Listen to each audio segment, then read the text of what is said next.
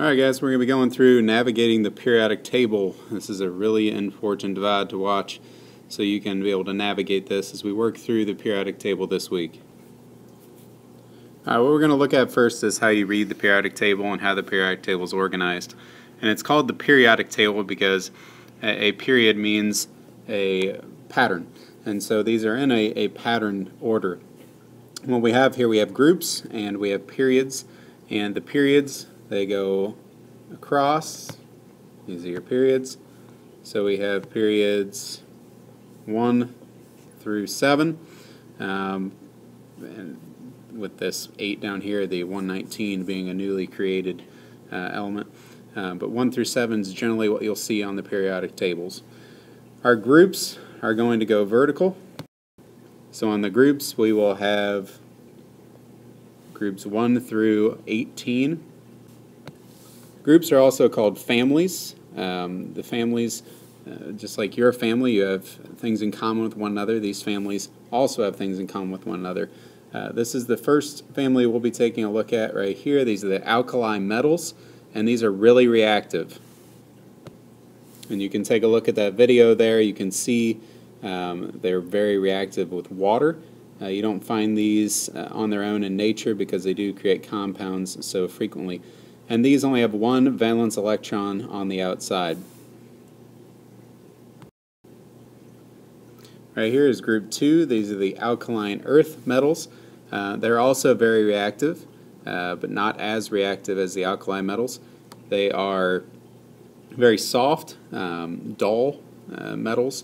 You can see that when they're cut, they usually have a very dull outside because of the reaction capabilities, but when you cut them away to see the inside, see the true element, they do have a nice shine to them. But they're very soft and dull, and it's not normally what you'd think of as a typical metal like iron or copper or gold. Groups 3 through 12 here, these are the transition metals. The transition metals are typically the type of metals you would think of. These are things like iron. These are things like gold and copper are your transition metals. These are your typical metals you'd think of as your iron and your nickel, zinc. These are some common ones you've heard of. You have gold and silver also. So these are your common metals that you typically think of when you think of metals. Now, as you can see, that most of the periodic table is made up of metals. So if you look here, these are your metals all along here.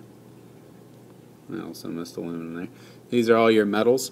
The metals are the majority of the periodic table, and these are your non-metals over here. And these that are kind of sandwiched in the middle here, these are your metalloids, and we'll get to what all those things mean on the next slide. Some more groups, some of the more common groups that you'll need to know. So we have the alkali metals, we have the alkaline earth metals, and right here these would be the halogens, and these are really reactive non-metal. As you can see, they are very brittle, they're dull, a lot of them are gases. Commonly, are they very high or low melting points also. And then here's the last group that we'll really talk about by name. These are the inert gases, or the noble gases. And with those, like we talked about, the alkali metals, they have 1 valence electrons. The alkaline earth metals have 2. But the noble gases have 8 valence electrons. This means they have a full shell. So they're called noble because nobility doesn't associate with anyone else, doesn't associate with the commoners. They just stay to themselves. So they're called the noble gases. So first, looking at the metals, obviously these are the most common on the periodic table, which we just saw on the previous slide. Metals are generally good conductors of heat. They're generally good conductors of electricity. And I say generally because there's always exceptions to the rule. But they're good conductors of heat and electricity because of their electron configuration and how their electrons are configured. They're very loose and they're free to move, and so electricity and heat can be passed very easily through them. They are also shiny, which you know what shiny means. Typically what you think of metals, that they reflect and they shine and they have a nice metallic luster. Or they're ductile, which means we can pull those into wires. So think of the copper wiring in your house. That would make sense. And a lot of them are malleable, which means they could be smashed into sheets. So you can think of aluminum foil when you think of malleable, or sheets of iron, which we use in a lot of our daily life. We see thin sheets of metal, and that's again due to the electron configuration, which allows those atoms to be moved around and not break and be brittle. Let's talk about the nonmetals. The nonmetals make up a smaller portion of the periodic table. The first thing that we'll look at is they're not good conductors, so we would call that an insulator. And what that stems back to again is their electron configuration. They don't want to give up electrons. They generally like to keep their electrons.